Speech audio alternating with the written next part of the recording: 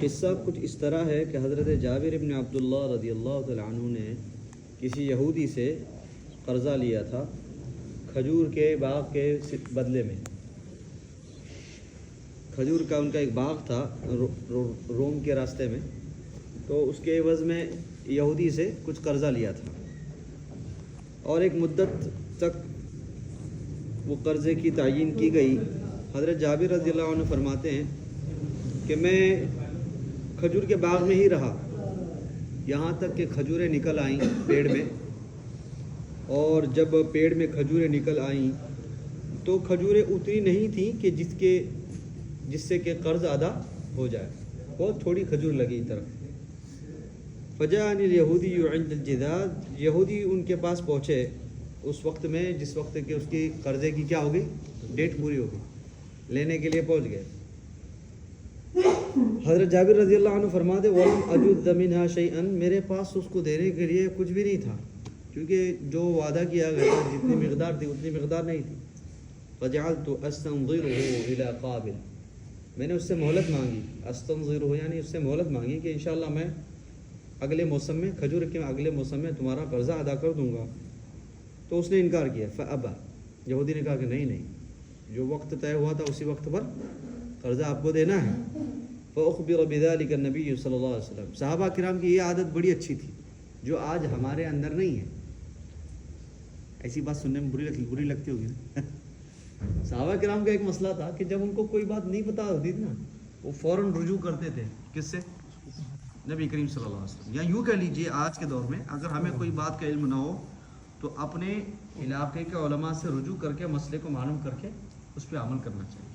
ہم پہلے کر لیتے ہیں، بعد میں مسئلہ پوچھتے ہیں، مجھ سے میں نے ایسا کام کیا تھا، اب اس میں یہ گڑبڑ ہوگی، کیا کروں؟ ہم گڑبڑ کا حل ڈھونڈتے ہیں، جبکہ گڑبڑ ہونے سے پہلے اس کا طریقہ نہیں ڈھونڈتے۔ یہ مسئلہ ہے ہمارا۔ آگے کیا فرمایا؟ فَأُخْبِرَ بِذَلِكَ النَّبِيُّ صلی اللہ علیہ وسلم، دیکھو ابھی حضور صلی اللہ علیہ وسلم کے پاس یہ خبر پہنچائی، حضور صلی اللہ علیہ وسلم نے، اب حضور علیہ السلام بیچارے کہاں تھے، ان کے پاس پیسہ تھا، ان کے پاس کوئی دنیاوی مال نہیں تھا۔ فوراً صحابہ کرام کو آواز دی، فقال علی اصحابی امشوا نستنظر بجابر، چلو میرے ساتھ حضرت جابر کے کھیت میں، باغ میں کھجور کے، یہودی وہاں ہے، ہم ان سے کیا کریں گے، سفارش کریں گے، یا پھر تم میں سے اگر کوئی ہے تعاون کرنے والا تو وہ اپنی اپنی حیثیت کی مقدار میں جمع کرتے ہیں، ہم اس کو مال دے کے۔ اب چلے گئے، فجاؤنی فی نخلی، حضور علیہ السلام ان کے باغ میں پہنچے، فجعل النبی یکلم الیہودی۔ اب یہاں پر ایک اور بات، یہ ہم جیسوں کے لیے یا ہر اس شخص کے لیے جو کسی ایک چیز کا ذمہ دار ہوتا ہے۔ اب علماء کرام ذمہ دار ہیں علم دین کے، مسائل کے، دین کی فکروں کے، اور داعی ذمہ دار ہے امت میں جا کے، ہر وہ شخص جو ذمہ دار ہے اس کے لیے ایک سبق ہے۔ اب یہ حضور علیہ السلام نے یہودی سے بات کی، وقت کے نبی، یہودی کو بھی علم تھا اللہ کے نبی صلی اللہ علیہ وسلم کی وقات، ان کی اہمیت، ان کی عظمت، ان کے مرتبے کا یہودیوں کو بھی اعتراف تھا۔ تو یہودی سے حضور علیہ السلام نے سفارش کی، اس نے پھر بھی کیا کیا، انکار کر دیا۔ فجعل النبی صلی اللہ علیہ وسلم یکلم الیہودی، حضور صلی اللہ علیہ وسلم اس سے بات کرتے رہے، سمجھاتے رہے۔ فیقول ابو القاسم لا انظر، اس نے کہا کہ ابو القاسم میں مہلت نہیں دے سکتا۔ فلما رأى النبی صلی اللہ علیہ وسلم قام فطاف فی النخل، حضور علیہ السلام نے یہ نہیں کہا یہ کیا بات ہوئی، میں نبی ہوں وقت کا، میں رحمت اللہ العالمین ہوں، یہ سب نہیں کہا۔ آج جیسے ہم جیسے کم علم لوگ کیا بولتے، ابھی میں کہہ رہا ہوں یار امام مسجد کا، میری بات کا لحاظ نہیں ہے، بس خلاص امام صاحب کے اس سے کیا ہو جائے گی، پھر امام صاحب نیت بھی کریں گے، نماز پڑھانی ہے، ایک کو چھوڑ کے سب میرے مقتدی، وہ بھی نیت کرتا ہے، نیت کرتا ہوں میں 2 رکعت نماز کی، پیچھے اس امام کی نہیں کرتا۔ پھر میرے بھائیو، یہ بڑا سوچنے کا مقام ہے، یہ ہنسی کی مذاق کی بات ہے لیکن یہ عبرت کا مقام ہے، اس کو سوچنا چاہیے۔ اس نے حضور علیہ السلام کے سامنے انکار کیا، اور وہ محمد نہیں بولتے تھے، حضور صلی اللہ علیہ وسلم کے چونکہ جو پہلے بیٹے تھے ان کا نام تھا قاسم، تو ان کی طرف کنیت کر کے بولتے تھے ابو القاسم۔ فرمایا کہ یہ اے ابو القاسم، میں نہیں مہلت دے رہا، مجھے تو میرا قرضہ چاہیے۔ اب اس دیکھیے مسئلہ جو نکلتا ہے نا، علماء کرام سے ہم مسئلے جو پوچھتے ہیں اس کی وجہ یہی ہے کیونکہ حدیثوں سے مسائل نکلتے ہیں۔ اب اس سے ایک اور مسئلہ ثابت ہوتا ہے کہ قرضہ دینے والا اگر قرضہ کسی کو دیتا ہے اس کو حق ہے کہ وہ اپنی دی گئی مہلت پر کیا کرے؟ مطالبہ کرے. اس کو حق ہے. اب وہ اپنے حق کے اوپر مصر رہ سکتا ہے, اس کو اجازت ہے. اب اس کو لینے والا یہ نہیں کہے کیا بھائی بھروسہ نہیں کیا, بھاگ کے جا رہا میں, ہاں اتنا بھی بھروسہ نہیں کیا, ایک ساتھ تو رہتے یار, ہم ایک ہی محلے کے لوگ ہیں, کیا بھائی کیا آدمی ہے یار, چلا 4 پیسے کا قرضہ دیا نہیں تو اپنی دادا گیری دکھاؤ. یہ لینے والے بولتے ہیں آج کل. ایسا بہت مسئلہ ہے, اللہ معاف کرے. جب لیتے ہوئے تو کیسے کرتے ہیں, بڑی مدد ہو جائے گی پلیز بھائی, بہت یار بہت پریشان دے دیا. جب لینے کا ٹائم آیا, کیا یار اتنا تو سمجھنا چاہیے نا, میری حیثیت ہے کہ دینے کی, پھر بھی تو زبردستی کر رہا ہوں. یہ ایکسکیوزز اسلام میں قبول بولو نہیں ہے, منظوری نہیں ہے. ہاں البتہ نبی کریم صلی اللہ علیہ وسلم نے دینے والوں کو ہدایت کی ہے اور اس کو فضیلت بتائی ہے. قرضہ دینے والا کسی کو قرضہ دیتا ہے تو حضور علیہ السلام فرماتے ہیں کہ جب آدمی نے کسی کو قرضہ دیا تو لینے والے نے ایک تاریخ متعین کر دی کہ میں 1 مہینے میں لوٹا دوں گا. تو فرمایا کہ دینے والے کو ہر دن جتنا اس نے قرضہ دیا ہے اتنی درہم صدقہ کرنے کا کیا ملتا ہے, ثواب ملتا ہے. سبحان اللہ, متعین. اور جب اس نے دی ہوئی تاریخ کو ادا نہیں کیا تو اس نے اس کو اور مہلت دی کہ چل کوئی بات نہیں اگلے ہفتے دے دینا. تو فرمایا کہ جتنی دن کی وہ مہلت دیتے تھے, فرمایا فَيُضَاعِفَهُ أَضْعَافًا, تو اس کو جتنا اس نے دیا اس کا دگنا اجر اس کو ملتا ہر دن. یہ فضیلت ہے, لیکن اختیار یعنی حدود اور قیود دونوں کے لیے. آگے فرمایا فلما رأى النبی صلی اللہ علیہ وسلم, جب حضور علیہ السلام نے دیکھا کہ یہودی مان نہیں رہا ہے تو حضور علیہ السلام کھڑے ہوئے اور حضرت جابر ابن عبداللہ کے باغ میں چکر لگایا, گشت کیا, یعنی چاروں طرف سے چکر لگایا. ثم جاءه فکلمہ, پھر دوبارہ سے بات کی ان سے, کس سے, یہودی سے. بھائی کر لو, آدمی تو بیٹھا انتظار میں, انشاءاللہ ہو جائے گا. پر نہیں, پھر منع کر دیا. فابا فقمت فجئت بقلیل رطب, حضرت جابر کہتے ہیں کہ میں نے دیکھا کہ وہ مان نہیں رہا تو حضرت جابر علی رضی اللہ تعالیٰ عنہ گئے اور کھجور کے درخت سے کچھ کھجوریں توڑ کر لائیں جو کچھ کچی پکی تھی, یعنی نہ پک گئی تھی پوری اور نہ ہی کچی تھی. رطب جس کو بولتے ہیں, یعنی جیسے آج کل ہوتی ہے نا بھری بھری کھجور, رس بھری, یہ آدھی کچی آدھی پکی, لے کر آئے. وضعته بین یدی النبی صلی اللہ علیہ وسلم, اور میں نے حضور صلی اللہ علیہ وسلم کے سامنے رکھا. حضور علیہ السلام نے اس میں سے کھایا. ثم قال, پھر ارشاد فرمایا این عریش یا جابر. عریش کہتے ہیں جیسے کھیتوں میں دیکھا ہوگا نا آپ نے, 4 ڈنڈے لگا کے ایک چھپر بناتے بیٹھنے کے لیے, پرندوں کو بھگانے کے لیے, اس کو کہتے ہیں عریش. یا یوں کہہ لیجیے کہ 4 پائی تمہاری کہاں ہے. حضور علیہ السلام نے ان کو فرمایا. فاخبرت, میں نے بتایا کہ حضور صاحب میں یہاں. افرش لی فی, تو پھر حضور نے فرمایا کہ وہاں پر میرے لیے کچھ بچھاؤ. ان کا بچھانا کیا تھا, کھجور کے پتوں کا جو چٹائی ہوتی تھی وہ بچھا دی.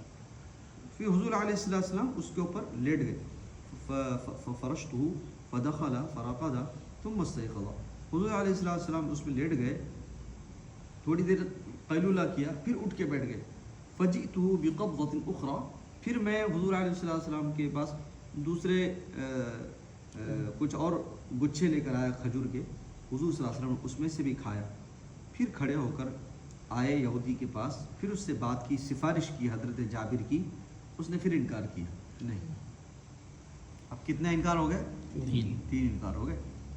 حضور سفارش کرتے, دیکھیے آپ اندازہ لگائیے کتنا اعلیٰ ظرف ہوگا نبی پاک صلی اللہ علیہ وسلم کا. کوئی فخر نہیں, تکبر نہیں, کبر نہیں. اچھا یہ فلاں, بلاؤ میرے آدمیوں کو. کہاں ہے عمر کو بلاؤ, عمر کہاں ہے, حضرت عمر تھے نا وہاں. یہ نہیں کہا کہ جابر جاؤ عمر کو بلا کر لا جلدی سے, یہ اکیلا یہیں نمٹا دیتے اس کو. یہ سب نہیں کہا نہیں. وہاں اسلامی نفاست سے چل رہے ہیں, نظام کائنات اللہ کا نظام ہے.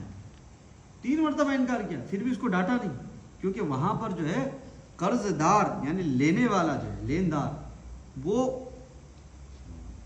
اس کو ضروری ہے کہ وہ اپنے عذر کو قبول کرے. اور اللہ کے نبی صلی اللہ علیہ وسلم ان کی طرف سے سفارش کر رہے ہیں, اس لیے کیا کر رہے ہیں, 3 مرتبہ انکار کیا پھر بھی کچھ نہیں کیا. پھر کیا حضور علیہ السلام نے, فقام فی الرطاب فی النخل الثانیہ, پھر حضرت جابر رضی اللہ تعالیٰ عنہ گئے دوسرے درخت کے پاس گئے، ثم قال یا جابر، پھر حضور صلی اللہ علیہ وسلم نے کہا اے جابر جد وقضی، اس میں سے کچھ توڑو۔ حضور صلی اللہ علیہ وسلم نے جب حضرت جابر کو حکم دیا تو حضرت جابر نے توڑا، فوقف فی الجداد فجذذت منها ما قضیته وفضل مثله۔ پھر حضور صلی اللہ علیہ وسلم نے کہا کہ اچھا ایک جابر ایک کام کرو کہ درختوں سے جو کھجوریں پک چکی ہیں جو دینی ہے یہودی کو وہ سب توڑ کے لاؤ۔ تو حضرت جابر رضی اللہ عنہ کیونکہ کھجوریں اتنی تھی نہیں جتنے کا معاہدہ یہودی سے ہوا تھا، حضرت جابر توڑ کے لائے، سبحان اللہ۔ رسول صلی اللہ علیہ وسلم نے کہا کہ اس کو رکھا اور کہا کہ اس میں سے نکال کر یہودی کو دو۔ تو وہ حضرت جابر رضی اللہ تعالیٰ عنہ اس میں سے یہودی کو نکال کر دیتے تھے، یعنی جو پیمانہ ہوتا تھا نا اس وقت میں، جس کو کیل بولتے ہیں عربی میں کیل بولتے ہیں، اپنے یہاں کیا بولتے ہیں اس کو؟ پائلی بولتے ہیں، آپ یہاں کیا بولتے ہیں؟ کانٹا تکڑی، ہاں وہ جو ہوتی نا لوہے کی ایسی، تو عرب میں کیل بولتے ہیں۔ تو کیل سے نکال کے دے رہے تھے یہودیوں کو، وہ دیتے گئے اور پھر لوٹ کے حضور علیہ السلام حتیٰ جئت النبی صلی اللہ علیہ وسلم۔ اور اس وقت حضرت جابر علیہ السلام رضی اللہ تعالیٰ جب لوٹ کے حضور علیہ السلام کے پاس، تو ان کی جو خوشی کا جو انداز تھا اس کو میں امیجن کر سکتا ہوں۔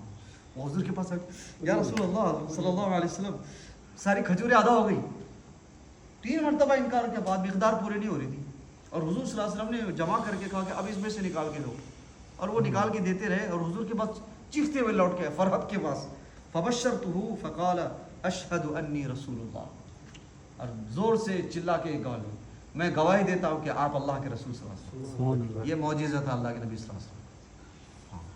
فوراً جابر بن عبداللہ، دیکھیے اللہ کے نبی صلی اللہ علیہ وسلم چاہتے تو پہلے ہی معجزہ کر سکتے تھے نہیں کر سکتے؟ یار میرا ایک ماننے والا میرا بیچارہ پریشان ہے، میرا فالوور ہے، ورنہ 1 لائک کم ہو جائے گا، پھر ایسا نہیں کہ آج کل انسٹاگرام وغیرہ ایسا چلو بھائی فوراً اس کو نہیں۔ فرمایا کہ شرعی طور پر جو حق تھا کہ یہ حضور علیہ السلام درس دے رہے، لینے والوں کو کس طرح سے لجاجت سے پیش آنا ہے اور دینے والوں سے سفارش کرنی بھی چاہیے۔ اب یہاں پر 2 سبق ملتے ہیں۔ ایک، اگر قرض لینے والا بیچارہ کمزور ہے تو کوئی طاقتور شخص ہے، اگر اس کی کفالت کر سکتا ہے تو کیا کر لینا چاہیے؟ اس کو اس کی کفالت کر لینا چاہیے، یا تو سفارش کے ذریعے سے یا مال کے ذریعے سے، یا پھر بولتے دامے درمے قدمے سخنے، دام کے ذریعے سے، قدمے، یا تو پھر اس کو اپنے ساتھ لے کے جائے کسی سفارشی کے پاس، وہ سفارش کر دے، درمے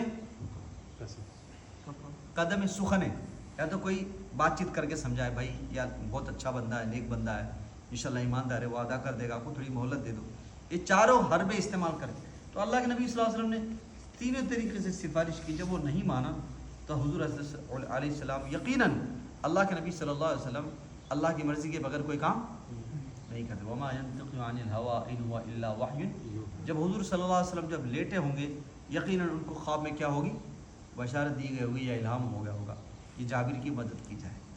یہ ہوتا ہے۔ اس سے 2 سبق ملتے ہیں کہ جب ہم اللہ کی رضا اور اللہ کے بتائے ہوئے طریقے پر زندگی گزارتے ہیں، تکلیفیں آنی ہیں، پریشانیاں آنی ہیں، مصیبتیں آنی ہیں، اور ایسی آنی ہے کہ آپ اس کو برداشت بھی نہیں کر پائیں گے، لیکن پھر بھی آپ جمے رہے اللہ کے بتائے ہوئے طریقے پر تو مدد یقیناً اللہ تعالیٰ کرے گا۔ یا ایھا الذین آمنوا ان تنصروا اللہ ینصرکم، لیکن شرط کیا ہے؟ ویثبت اقدامکم، قدم ثابت قدمی کے ساتھ جمے رہنا ہے، حالات کیسے بھی آئیں، بولو ہلنا نہیں ہے، طریقہ نہیں بدلنا ہے۔ فاستقم کما امرت، اللہ کے نبی صلی اللہ علیہ وسلم کو حکم دیا ہے اللہ تعالیٰ نے، کیا فرمایا؟ فاستقم کما امرت، اے نبی صلی اللہ علیہ وسلم آپ کو جو خدمت ہم نے دی ہے آپ اس کو انجام دیتے رہیے۔ جبکہ مخالفین کتنے تھے؟ گھر سے مخالف تھی، ابو جہل مخالف، پوری قریش کی پوری جماعت مخالف ہیں، اور یہاں تک کہ خطوط لکھ کر بھیجے دوسرے ملکوں کو کہ ان کو پناہ نہیں دینا، اتنی مخالفت کی گئی۔ حضور علیہ السلام ڈرے نہیں، گھبرائے نہیں، اللہ کے حکم کے مطابق چلتے رہے۔ فاستقم کما امرت ومن تاب معک ولا تطغوا، فرمایا اللہ کے نبی صلی اللہ علیہ وسلم آپ جمے رہیے، چلتے رہیے، ہم آپ کے ساتھ۔ تو اللہ کے نبی صلی اللہ علیہ وسلم کے ساتھ جو وعدہ اللہ کا تھا، آج وہ وعدہ اب بھی بولو اب بھی باقی ہے۔ فرق کیا ہے؟ ہاں، آج بھی ہو جو براہیم سا ایما پیدا، آگ کر سکتی ہے انداز گلستہ پیدا. وہ ہمارے ایمان میں حرارت نہیں ہے جو آسمان کو اور عرش کو ہلا دے. اس لیے ہمارے لیے ضروری ہے کہ ہم اپنے اعمال میں وہ وزن پیدا کریں، ہمارے اعمال میں وہ وزن پیدا کریں جو عرش کو ہلا دے. ٹھیک ہے انشاءاللہ. اس حدیث سے چند باتیں سمجھ میں آتی ہیں. یستفاد من هذا الحدیث معجزۃ النبی صلی اللہ علیہ وسلم فی ایفاء الکثیر من القلیل. اس حدیث سے ثابت ہوا کہ اللہ کے نبی صلی اللہ علیہ وسلم کا معجزہ کہ تھوڑے ہی چیزوں میں بہت سارا مال جو ہے اللہ نے کیا کروا دیا؟ ادا کروا دیا. مشروعیت الاستدانہ عند الحاجہ، جیسے کہ ہم نے بتایا کہ اس سے یہ بھی ثابت ہوتا ہے کہ اگر کوئی ضرورت مند ہے تو اس کی کیا کرنی چاہیے؟ حاجت پوری کرنے کے لیے کوشش کرنی چاہیے. تواضع النبی صلی اللہ علیہ وسلم و زیارتہ لاصحابہ، اور حضور صلی اللہ علیہ وسلم کا تواضع دیکھو کہ اپنے ادنا سے ادنا صحابی کی خدمت کے اور زیارت کے لیے پہنچ جاتا. اس سے اور کیا ثابت ہوتا ہے کہ ہمارے مسجد وار جماعت کے ساتھیوں میں سے کوئی ساتھی ضرورت مند ہے تو مسجد وار جماعت کے ساتھی یا وہاں ذمہ دار کو کیا چاہیے بھائی؟ ان کی خبر گیری کرنی چاہیے. ہماری ملاقات کب ہوتی مسجد وار ساتھی کی؟ جب مشورہ ہوتا تبھی حال چال پتہ چلتا، باقی میں پتہ ہی نہیں چلتا. اور پھر لوگ بولتے ہیں مولانا آج کل کا دور ہی ایسا ہے، وہی آپ کو سلام کرتے تو سمجھ لو کہ تم بہت عزت دار ہے. ورنہ آج سیلفش لوگ ہیں، کون کس کو پوچھتا ہے؟ سیلفش زمانہ بدلے گا لیکن سنت رسول نہیں بدلے گی. ٹھیک ہے. چوتھی چیز ہے الشفاعۃ فی انظار الواجد غیر العین الذی استحقت علیہ لیکون ارفق به، کہ کسی کی سفارش کر دینا. جیسے بتایا نا میں نے آپ کو، کوئی اگر آپ اگر با اثر لوگوں میں شمار ہوتا ہے اور سننے والا اگر آپ کی بات کا لحاظ کر کے اس کو مہلت دے دے گا تو آپ کا اس میں کچھ نہیں بگڑے گا. آپ ذمہ داری لے کے سفارش کرنا چاہیے. ٹھیک ہے. اللہ تعالی ہمیں عمل کی توفیق نصیب فرمائے. ٹھیک ہے.